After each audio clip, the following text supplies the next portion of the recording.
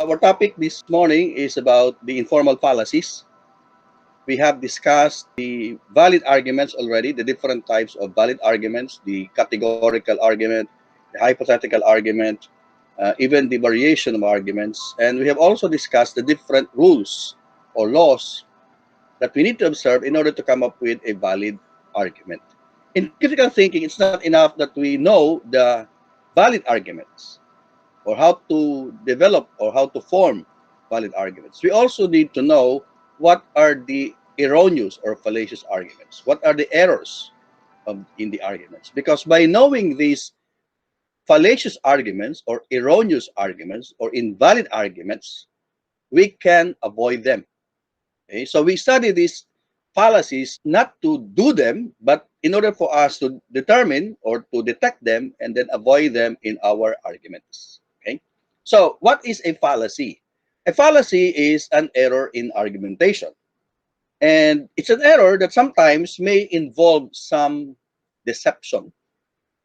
Okay. So the errors may be intentional in order for in order to deceive or mislead other people. When a fallacy or an error in argumentation involves some kind of deception, we normally call it sophism.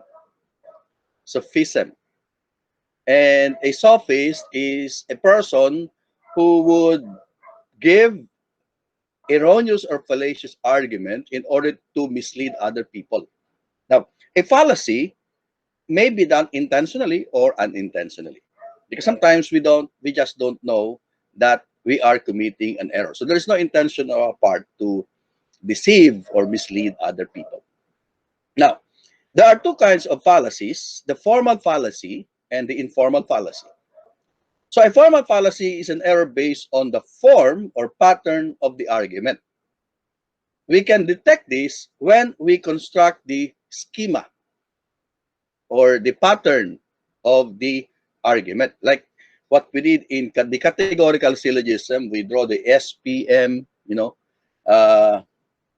then we put there the quantity, the quality, etc., etc. In the hypothetical arguments or syllogisms, we draw the form P, then Q, etc. So we are able to detect the fallacy of that argument based on the form. So you call that a formal fallacy. The other type of fallacy, which we are going to discuss today, is the informal fallacy. So it's an error based either on the language or expression, meaning the words that you use, or based on the content or meaning or the relevance of the premises or proofs. So this is an error that is not based simply on the form or on the pattern. Maybe you have used an expression or a word or phrase that is quite misleading or unclear or ambiguous, and therefore it may lead to error. Or the language may be clear, but the meaning, the content, the substance of the argument may be erroneous. Or the language is clear, the meaning is clear, but the proof that you offer may not be relevant. It may be insignificant to the point you are arguing. Okay? So we divide the informal fallacies based on this. Okay? So it could be a fallacy of language based on the expression, words, phrases, or it could be based on matter. So that means the material or the content or meaning of the argument. Or it may be based on relevance, meaning the significance or the connection of the proofs or reason of the argument. So those are the three general types of informal fallacies. Now we're going to discuss them one by one.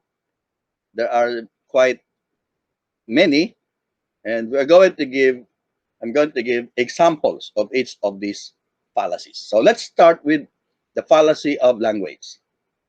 And I'm going to enumerate them first. One is equivocation. We have already discussed this in the previous discussion. Next, Amphiboli. Next, composition, then division, then accent or prosody, and the last one is figure of speech. So there are 6 types of fallacies of language. Now, matter, accident, fallacy of sweeping generalization, fallacy of hasty generalization. Okay? And then, based on relevance, there are quite many: ignoring the issue and begging the question and false cause. But these 3, especially ignoring the issue, can still be further subdivided into several types. Okay, so we're going to discuss the different types of ignoring the issue later on. Then there are other fallacies that we cannot, categorize within the 3 categories that we have presented. So these are weak analogy, red herring, complex question, false dilemma. Okay, so those are the general types of fallacies. Now let's discuss them one by one. Okay, first, the fallacy of language. So a fallacy of language, as we have mentioned, is based on a wrong interpretation of words or maybe unclear phrases or sentences. That's why you call it fallacy of language. The language that you use, the expression that you use, the words, the phrases, the sentences may be ambiguous or unclear. Okay? So it arises from an ambiguous use of words or expressions or misinterpretation of the language used in the argument. So take note, the fallacy is based on a wrong interpretation of an expression. The first type is the fallacy of equivocation. So, equivocation is committed when we use a term in different meanings in the different parts of the argument or argumentation. Okay, and we don't spot that there is a sudden change, a shift in the meaning of the argument. For example, what is natural is good, but to make mistakes is natural. Therefore, to make mistakes is good.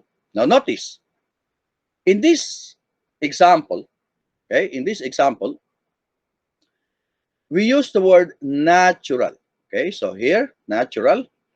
And then we also use natural in the second premise. But if you're going to think of the meaning of natural in the first, sorry, natural here would mean what follows nature. So what follows nature is good. However, in the second premise, natural here has a different meaning from the first. Natural here means something that is common, something that is normal. So to make mistake is natural, meaning to make mistake is common. It is normal. So you see how the meaning of natural shift or changes from what follows nature to what is common. And therefore, the argument or the conclusion, ergo to make mistake is good, becomes a fallacious conclusion because of this shift, this change in meaning. Okay? Now, let's have another example. He who violates a law should be punished.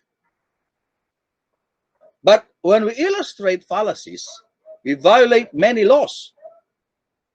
Ergo, when we illustrate fallacies, we should be punished. Now, take a look at violating a law. What kind of law? Law here means something, well, the penal laws, traffic laws, for example. Okay? Legal. But laws here in the second would be logical laws. And there's a difference between the legal and the logical, at least in this argument. So what happens is there's a change in the meaning of the law from the first premise to the second premise. And therefore, the conclusion Therefore, when we illustrate fallacies, we should be punished, but becomes a fallacious argument. Okay, because there are many other examples that we can give to this fallacy. Okay? One very common is actually like a joke. You say, God is love, but love is blind. Therefore, God is blind. Obviously, there's an error there because there is a change in the meaning of God is love, love is blind. There's obviously a change in the meaning of love in the syllogism or in the argument. Okay, here, another example. A piece of cake is delicious. This exam is a piece of cake. Therefore, it must be delicious. So where lies the fallacy? In the meaning of piece of cake. So piece of cake here is taken literally. Okay, it's a piece of cake. You eat the cake. Piece of cake here, the exam, a piece of cake, it's a metaphor. It's an idiomatic expression. So there's a change in the meaning of piece of cake in the first premise and in the second premise. Okay. Now let's go to the second fallacy. Fallacy of Amphiboli. So what is an Amphiboli? Well, an Amphiboli is a phrase or a sentence whose meaning could change, okay, depending on how you construct it, okay, depending on its grammatical construction. Okay, so it becomes ambiguous because of the grammatical construction, and because of this grammatical construction, it can be interpreted in different ways. Okay, so syntactically ambiguous statement that could be interpreted in several ways. So it's an interpretation that could change because of how you arrange the word or the sequence of the words. For example, here, this man his father killed. Now, when you think of this example, this man his father killed, it could have several interpretations. First, that this man was killed by his father, or that this man was killed or killed his own father. So when you say this man his father killed, who killed who? Did the man kill his father, or was the man was killed by his father? So this is an amphibolous statement. Another example here. James said he operates a small car repair shop. Therefore, you should not or you cannot bring your Cadillac to him. Operates a small car repair shop. What does it mean? What is a small car repair shop? Does it mean a repair shop for small cars? Or, well, it is a repair shop that's just a small, meaning it's not the big uh, repair shops. So this is an amphibolous statement. Now, an amphibolous statement in itself is not a fallacy because it is just a statement. But when you use this statement in an argument, then you can commit a fallacy. Okay? So here, another example of an amphibolous statement. John attacked the man with a knife. Now, think about it. John attacked the man with a knife. Does it mean that John attacked the man who was holding a knife, meaning the man had a knife, or John used a knife to attack the man? So that statement is an amphibolous statement. And when you use that in an argument, and it could be interpreted differently, then you can commit a fallacy of amphiboly. Another example, visiting relatives can be boring. Wait, who is boring? The relatives? Or when you visit your relatives? See, it's an amphibolous statement. And when you make an argument out of that, then that could be a fallacy. Michael ran over the man with a big bike. Who was the big bike? Was it Michael or the man? That is an example of an amphibolous statement. So, one classic example of an amphibolous fallacy of amphiboli was the argument or the conversation between King Croesus and, when he was planning a war against the Persians. And during the time, king would consult an oracle so that they will be advised whether it is good to, go to war against the kingdom. And if the oracle says it's not, you're not going to win this war, so the king will, of course, will not go to war. But if the oracle will say, well, you're going to win this war, then you go to war. But unfortunately, however, the oracle sometimes, the message sometimes could be amphibolous because it is not given a very straightforward language. Like, for example, here. So, King Croesus asked the oracle, okay, if he's going to win against the Persian. And the oracle gave Croesus this response. So the oracle said, if Croesus wages war against the Persians, he will destroy a mighty kingdom. Now, Croesus interpreted that as he's going to destroy the kingdom of Persia because the kingdom of Persia is a mighty kingdom. But in the end, it was his own kingdom that was destroyed. He misinterpreted the oracle. He thought he's going to destroy the mighty kingdom of the Persians. But it turned out that he destroyed his own kingdom. So the oracle was still right, only that it was given in amphibolous, no? In an amphiboli, and Croesus misinterpreted the oracle. Okay? Here, a man inquired of a sales lady at a department store.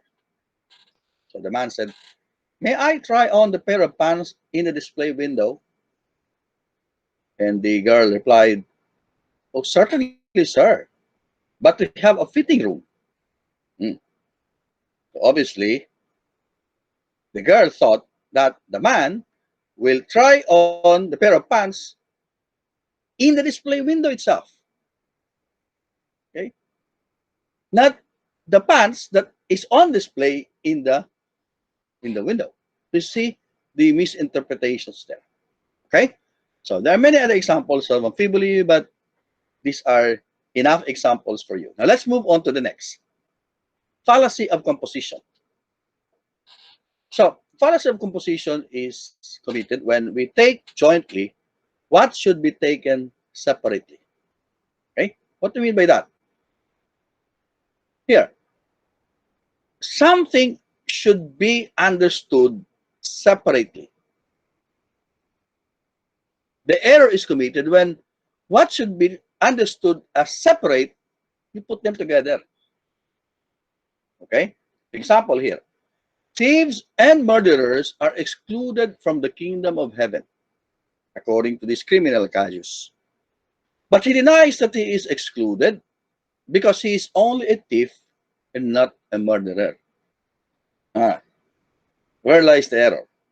Caius thought that you have to be both a thief and a murderer not to enter the kingdom of heaven. But the right interpretation should be you can either be a thief or a murderer separately, and you will not enter the kingdom of heaven. His mistake was to take being a thief and a murderer together so that one cannot enter the kingdom of heaven. So there lies the fallacy of composition. Let's have another example. The universe must be spherical in form because everything in it looks spherical in form. Okay. Now, where lies the error of composition here? We thought that because everything in the universe individually separately look spherical, and therefore the entire universe is also spherical. That's a fallacy of composition. We have to take everything in the universe individually, separately, and we are not supposed to put them together because it should not be interpreted as being composed or together. Okay? All right. Some more example here. No? So sometimes we mistake the properties of the parts for the properties of the whole. So there are certain properties of the parts that would not apply to the whole. Okay? When we do that, we commit a fallacy of composition. Here, this must be an excellent basketball team because its players are all excellent athletes. Okay? Now, where lies the fallacy? If we take the players individually, separately, no? Individually, there are good athletes. But it does not follow that if you put them together in one team, the team will be an excellent team. Because the excellence applies only to the players, not to the entire team. Because it will take other components, other factors to make the team excellent, not just excellent athletes. You commit a fallacy of composition there. Okay? Here, very obvious fallacy. The piece of pie I have been served is wedge shaped. Wedge shaped. Okay? And so is my friend. So my pie is wedge shaped, my friend is wedge shaped, the pie of my friend is also wedge shaped. Then you make the conclusion. Therefore, it must have come from a wedge shaped pie. Obviously, it's wrong. The the the the form, okay, or the figure, the shape of being wedge shaped applies to every part of the pie, not to the pie, the whole pie itself. So that's a fallacy of composition. Okay. Now, some exceptions to that rule. If you say each one of these stamps is valuable, therefore the collection of stamps as a whole is valuable. Now, that is not a fallacy of composition. Why? Because the quality of being valuable of the whole depends on the quality of being valuable on each of the stamps. Okay? So that is not a fallacy of composition. If the property of the whole applies to the parts also and vice versa. Okay? So here, certainly this collection of antiques is priceless because every piece of antique in this collection is priceless. Well, that's a valid argument because the quality of being priceless of the whole depends on the parts. See? So that is an exception to the rule. Let's go to the fallacy of division. This is the opposite of the fallacy of composition. We take separately what should be taken jointly. So here, what should be understood as, together as a whole, we try to separate them, take them individually. So it's the opposite of the fallacy of division. Here, all soldiers are an army, but the commanding general is a soldier. Ergo, the commanding general is an army. Obviously, that's an error. Well, that's the error. Of course, when you say an army is composed of soldiers, well, yes, taken collectively, all the soldiers would be an army. But if you take them individually, separately, it does not mean that an individual soldier is also an army. That's a different thing. Okay? Here, another example. The armada is ready for battle. When you say armada, it means the fleet. Okay? The entire fleet is ready for battle. Now, this particular warship is part of the fleet of the armada. Therefore, it must also be ready for battle. No, it does not follow. Because being ready applies to the whole, not to the individual parts taken separately. Okay? So, another form of fallacy of division is when we mistake the properties of the whole for the properties of the parts. So, for example, this team is the best in the conference. Therefore, each team member, meaning each player, must be the best in the conference. Oh, wait a minute.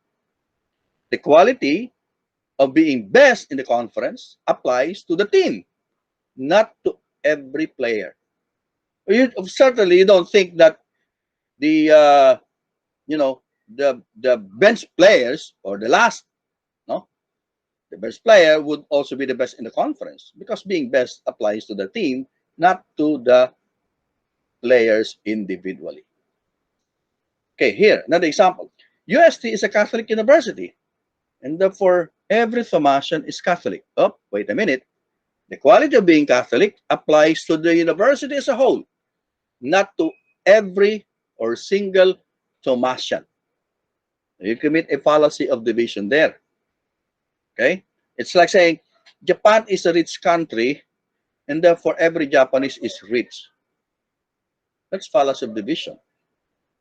Okay? The quality of being, the property of being rich applies to the country, not to the individual citizen.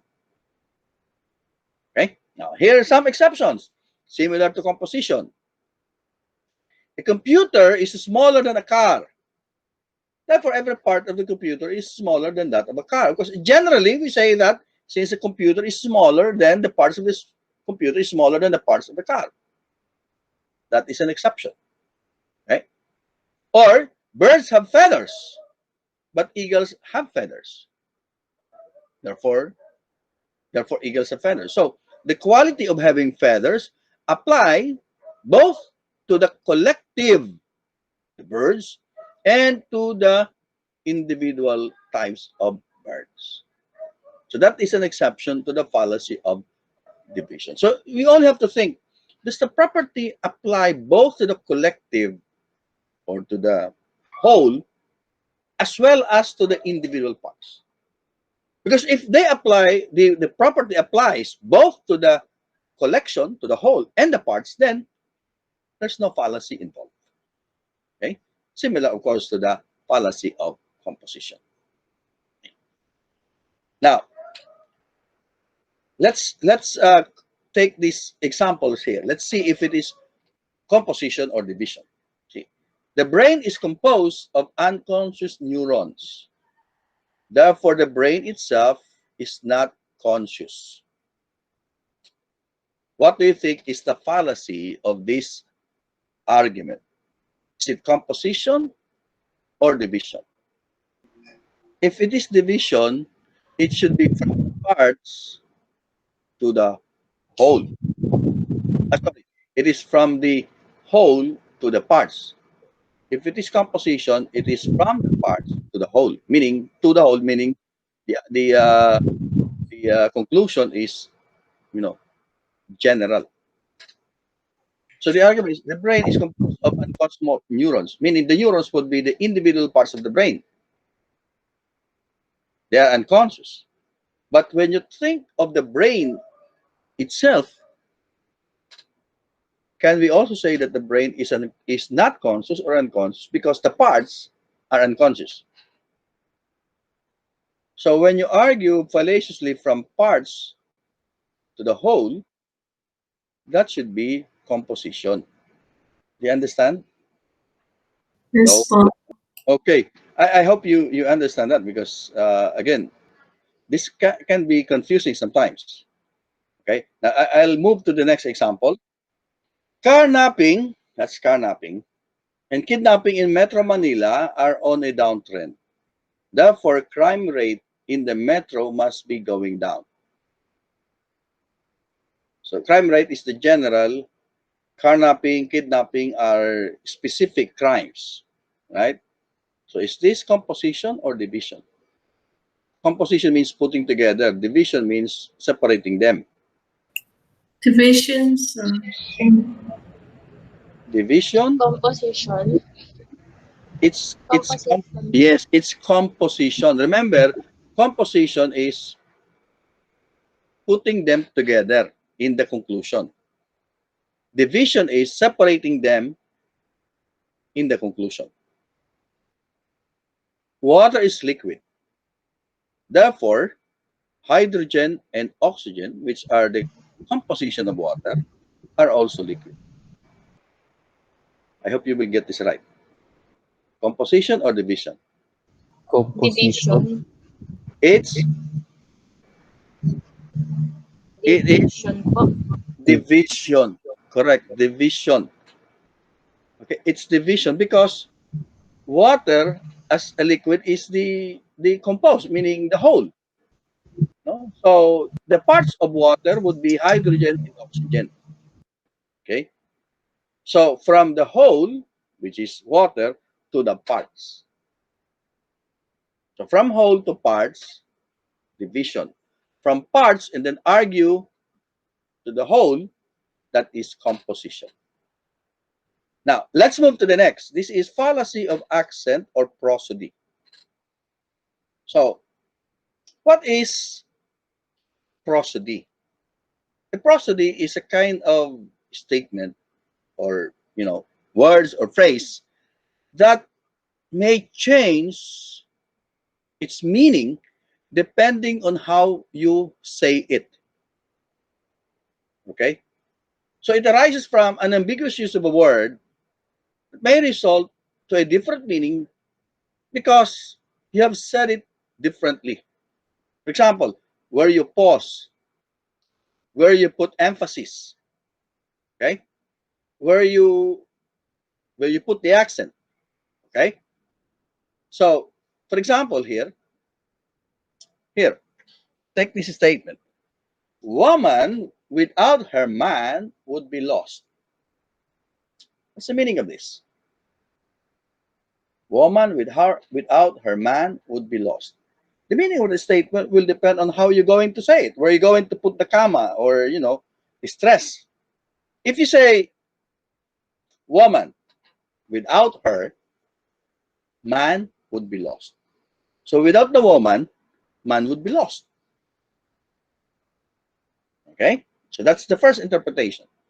Suppose we put it this way. Woman without her man would be lost. So it's no longer the man who would be lost.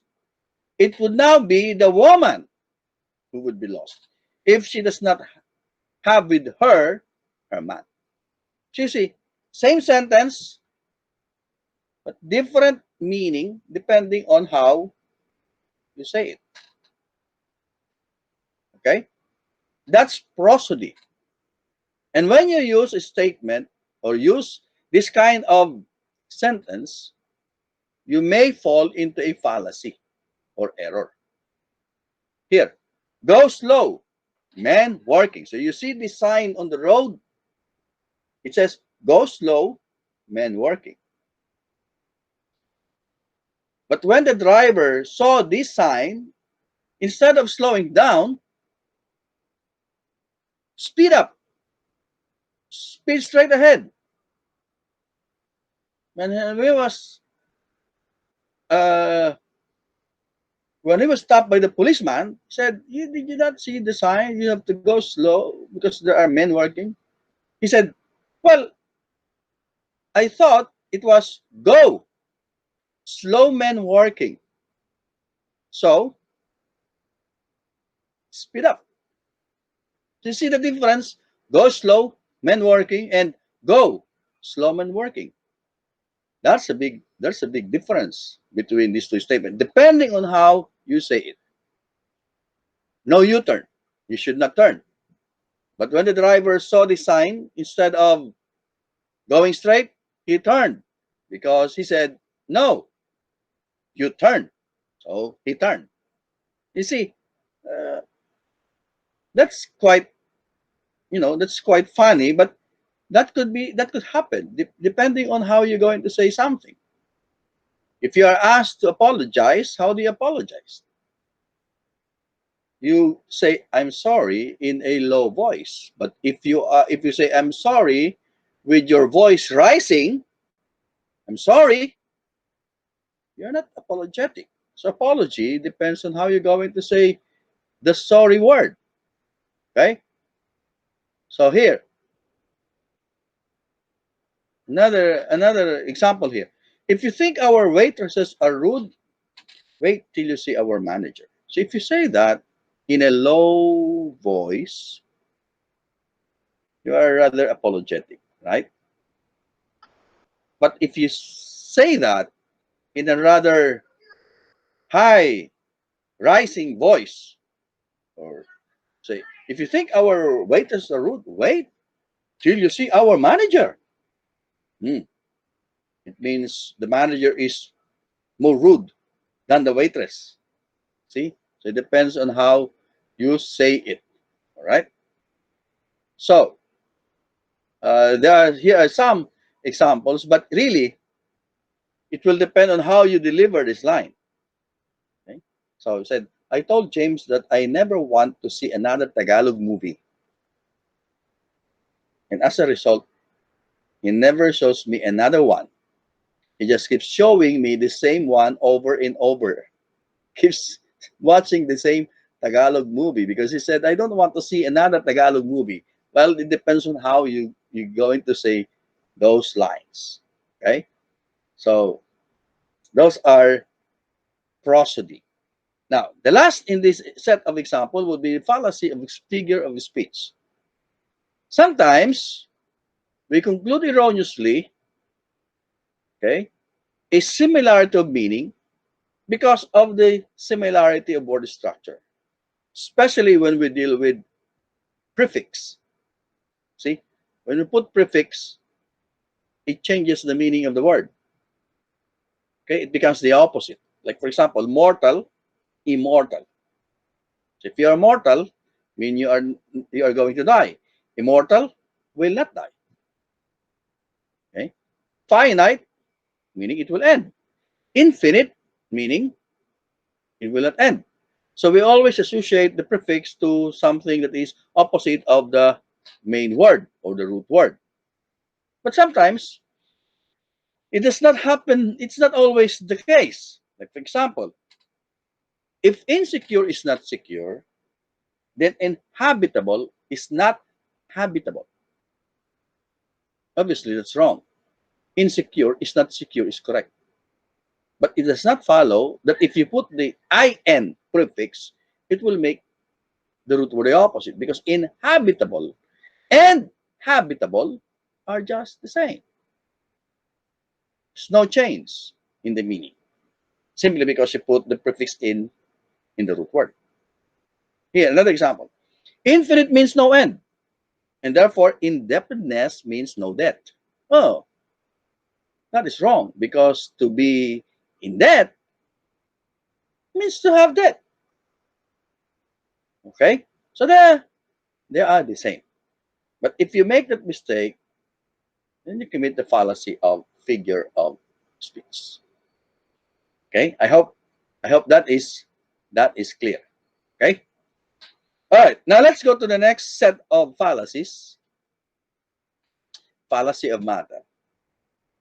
So let me explain what is this fallacy of matter. It is based on the confusion about the content or meaning of what is said. So the confusion is not about words. It's not about the language. It's not about the phrase or how you're going to say it. It's actually confusion based on the content or the meaning of what is said. So fallacy of matter arises from the confusion of ideas and things. Now, from some confusion about things or ideas that are spoken of. So it's not about the language, but it's about the concepts. It's about the ideas, about the meaning, the content of what you say. The first one is fallacy of accident. Now, let me explain first what we mean by accident here, okay? Because this is very important in understanding this fallacy. We distinguish between what we consider to be accidental and what is necessary. So obviously, fallacy of accident means what is accidental. Not accident as you know you were hit by a car or you fall from, from the stair, that's an accident. But that's the kind of accident we're talking about here. When you say accidental, it means something is contingent. It may or may not happen, okay? Or simply a matter of coincidence, or improper, or abnormal. So that's the meaning of accidental. Contingent, coincidental, improper, or abnormal. And we contrast that to what is necessary. But what is necessary? It is essential, it is proper, or normal. What is usually the case? Okay? What is usually the case? But of course, even in things that are necessary, there may be some accident or accidental. Okay? So,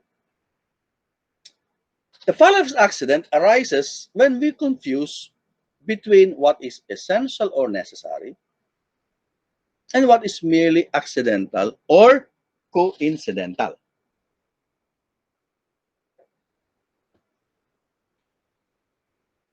So we confuse the proper or the normal with what is improper or abnormal.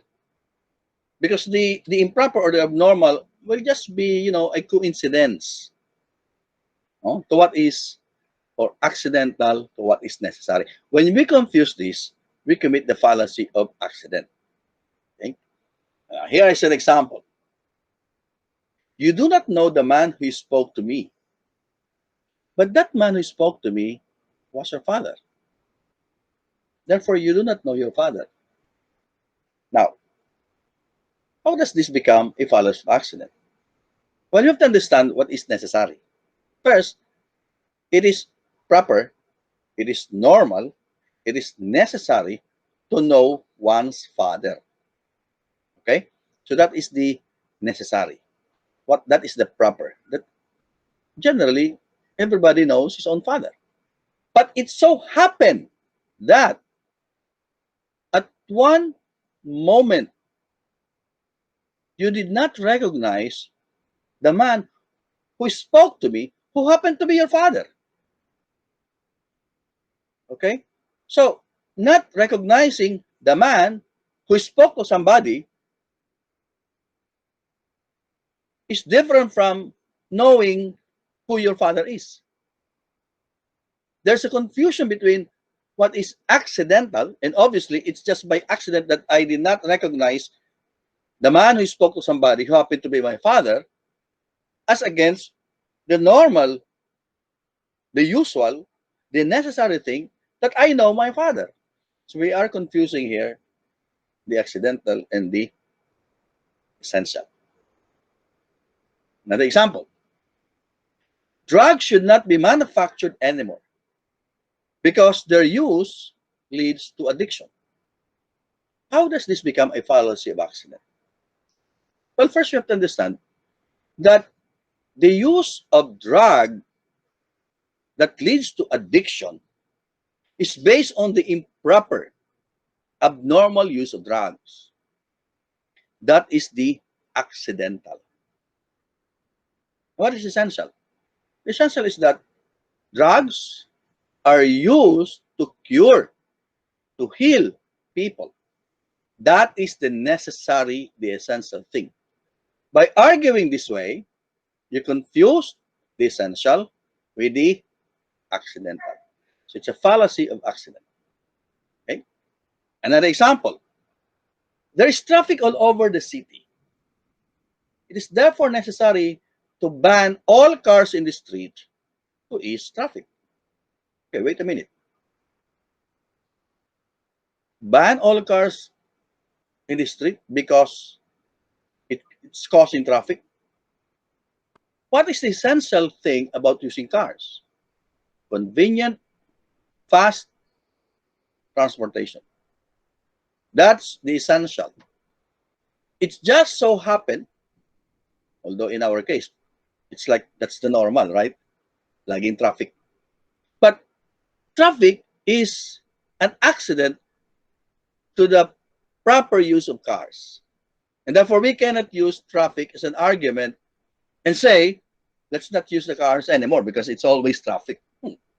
That's a fallacy of accident. Okay? You're confusing the essential with what is accidental. Another example, and many students actually like this example. Anything stressful is bad for one's health, but studying is stressful. So we should not study at all. Some people think that's a good argument, but of course it's not. Okay, because stress, although it accompanies studying, but it's not the essence of studying. It's an accident. Okay, it does not really define what studying is. Okay, and therefore we cannot use stress as an argument against studying. Okay, so stress, of course, obviously is bad for oneself, but it so happens that when you study, you become very stressful, but it should not be used as an argument against studying because it's an accident, it's a coincidence, okay? It's incidental to studying. Okay, so these are the fallacies of accidents. All right, now let's go to the second and the third types of arguments. These are the hasty and sweeping generalization. But before we discuss those fallacies, let me explain first what we mean by qualified and absolute statements, because that is where that's the basis of these two next fallacies. So first, what do we mean by a qualified statement or a specific statement? So a qualified statement is a statement about a particular or a specific instance. So that statement is true or applicable only to a particular condition or circumstance. It does not apply to everything, to all things, but only for this particular circumstance or situation or condition. That's why it's called a qualified statement. So specific, qualified statement. What about an absolute statement? It is a statement that is based on a general rule or principle that applies to all under normal conditions or circumstances. Okay, so for example, when you say uh, all men are created equal, that's an absolute statement. All men are created equal. That is an absolute statement. Okay, because it applies to everybody. Okay, or when you say, well, everybody, all Catholics have to go to mass on Sunday. Fine, that's a general statement, that's a general rule.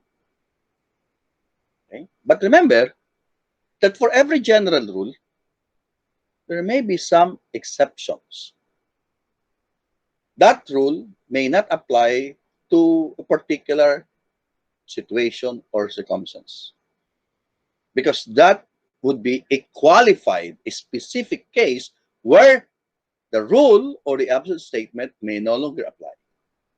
So keep that in mind. We have an absolute statement and a qualified statement. When you say absolute, it applies to all under normal condition. But when you say qualified statement, it applies only to this particular situation. Okay? Now, the first fallacy is sweeping generalization. Sweeping generalization is when we apply a general rule to a particular case, no, or qualified case where the rule does not apply. So it's called sweeping generalization because you generalize everything. You apply the rule to everything, even to those instances or conditions or circumstances where the rule will no longer apply.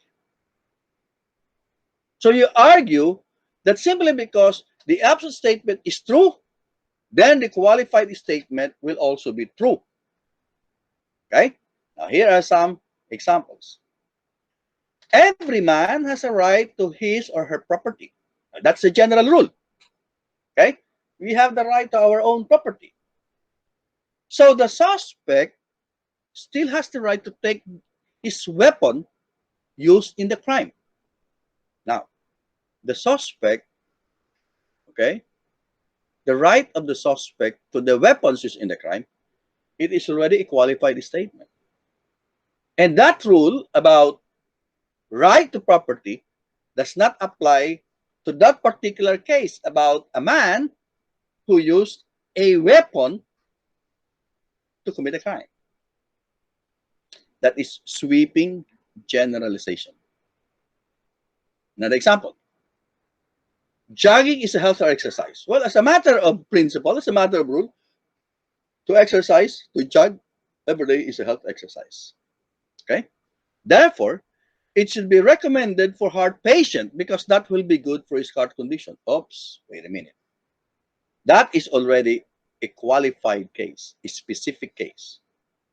You are talking about a heart patient, a man or a person with a heart condition. Should you apply the general rule to this specific case? Obviously not. And what's the fallacy you commit? Sweeping generalization. From the general rule to a specific case or circumstance. An example. Children must obey their parents. That's the general rule. So when parents urge their children to steal, they must obey their parents. Oops. The rule about obeying parents is a general rule, but it does not apply to a specific instance where parents are telling their children to steal. The rule about obedience does not apply here, because this is a particular, specific, qualified statement already. So again, that is a sweeping generalization. Okay? Last example. Humans can hear and see. That's a general principle. Everybody can hear and see. That's an absolute statement. But the deaf and the blind cannot hear and see. Therefore, they are not humans. Obviously, that is a wrong, fallacious argument because the deaf and the blind, specific instance. So it doesn't mean that they are not human at all. You don't apply that principle to this specific case about the deaf and the blind. So that is sweeping generalization. Okay. Now, let's go to the second, which is actually the opposite, hasty generalization. If sweeping is from the general to specific, hasty generalization is from specific, argue that the specific or qualified statement is true, and therefore the absolute or general statement is also true. So that's hasty generalization. From specific, you make it universal, you generalized. Okay? So you conclude from what is true or good under certain or specific conditions and circumstances, the truth or goodness of the same thing under all conditions or circumstances. So here, you say, some politicians are corrupt. So politics always leads to corruption. That is hasty generalization. Doesn't mean that some politicians are corrupt. Doesn't mean the whole of politics is already corrupt. That is hasty generalization. Right? Another example. My businessman neighbor does not pay his right taxes. His business partners do not pay the right taxes. Others, meaning other businessmen, they falsify their accounting books. Therefore, all businessmen are tax cheats. And that is hasty generalization. Not because you see some other people to be, some businessmen are cheating on their taxes, and therefore all businessmen are cheating on their taxes. No, that is hasty generalization. Another example, we're not obliged to go to Mass on Sunday when we are sick. That's a qualified statement. So it's okay not to go to Mass at all. Hmm. That is hasty generalization. Another example, when John went to Bangkok, he saw some monks begging for food. So he went around, saw some monks begging for food. Therefore, he makes the conclusion. Therefore, all monks are beggars. Doesn't follow. Right? So, those are the fallacies. Now, let's have a short exercise here. Okay? So, I'm going to flash some examples. Then you tell me whether it is accident, hasty generalization, or sweeping generalization. Let's take the first one. Your religion is very strict regarding personal morality, meaning no drinking, no dancing, no gambling. But why is it that wine is served at communion? Sir. Yes. Is it accident? Is it hasty generalization or sweeping generalization? I think so. Accident. It Accident. is. It is. Accident. It is accident. Correct. It is accident because here drinking and dancing and gambling, even the use of wine in the mass, are all accidents. Okay.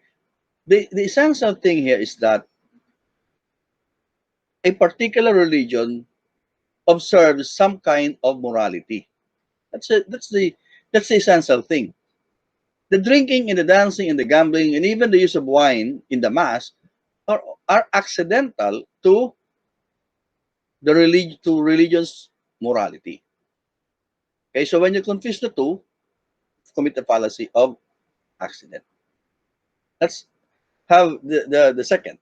I met some children from the foundling yesterday who were very polite. I think all children from that area must be well behaved. Accident, hasty, sweeping. Hasty.